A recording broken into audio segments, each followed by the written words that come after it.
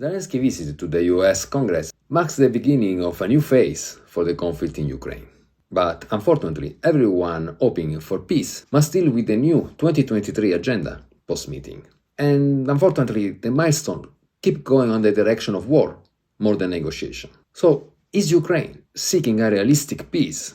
Zelensky presented his 10-point proposal to achieve peace. But unfortunately, in his list, he forgot the most crucial part: Russia. Zelensky's action plan doesn't cover any of the requests made by Russia pre-invasion. Instead, he advocated for a special tribunal to prosecute Russia for war crimes. The feeling is that Zelensky still doesn't know why Russia invaded Ukraine, which makes the situation complex and tragic for the Ukrainian population. And to make the situation more confused and critical, the foreign minister of Ukraine, Kuleba, a few days later, the Zelensky American trip, released his idea of a UN summit to be held by the end of February 2023. We mentioned peace, but let's turn off immediately your enthusiasm. Unfortunately, there are questionable requests coming from Ukraine that will bring more tragedy and death to the Ukrainian population.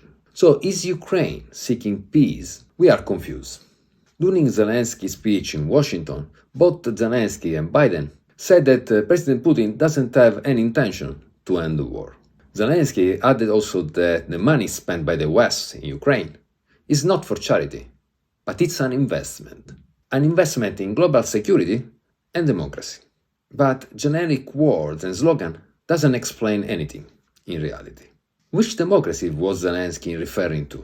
Ukraine is a one-party regime now, and frankly, it looks unrealistic that Russia wants to invade Europe, because it doesn't have the resources to do it, and especially because it will cause a nuclear war. So, what is exactly the danger that scares the West? Zelensky gained another $1.85 billion, the Patriot system missile, and new weapons. Unfortunately, no one mentioned the issue that led to the conflict in Ukraine. For example, NATO expansion at Russian border, how to end the conflict in the Donbass, and Ukraine neutrality. As the Republican Chip Roy described Zelensky's address to the Congress, the political theater in Washington didn't leave any hope for peace talk and political solution. Still, it was another attempt to strengthen propaganda behind this conflict. So, why Ukraine can't have peace, according to Zelensky? Zelensky, during his speech, mentioned that he's seeking fair peace with Russia. However, Ukraine doesn't want to lose any of the 4 regions Russian annexed in Ukraine, and possibly take back Crimea. And let's be honest, in principle, it's a fair request. But this is what Zelensky should have advocated pre-invasion.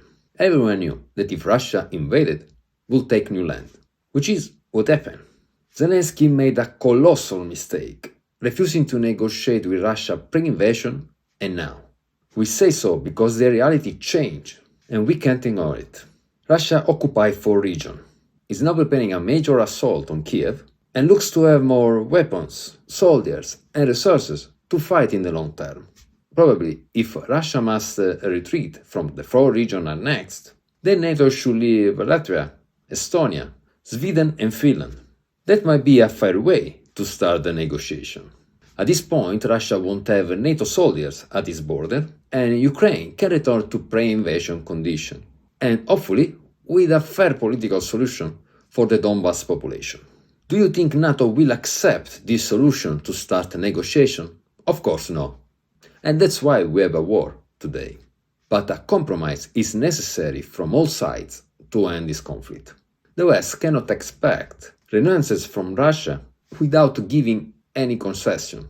In this case, we can say that it's clearly not Russia not looking for negotiation. But the nonsense doesn't end here.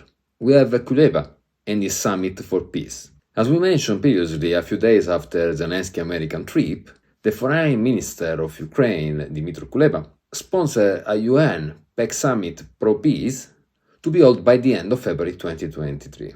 Finally, good news, right? But no, the madness never stopped. Kuleba said, and we aren't joking, that Russia can be at the summit for peace. According to Kuleba, Russia will first need to face prosecution for war crimes by an international court. It's frankly unthinkable how the Ukrainian government wants to build diplomatic relationship with Russia. According to Zelensky, Russia should leave Ukraine without having any answer to all the questions brought pre-invasion. Then Kuleba word make very difficult to imagine how Russia can accept a censored proposal like this one. At this point, the question that comes to our mind is the Ukraine government fit to rule?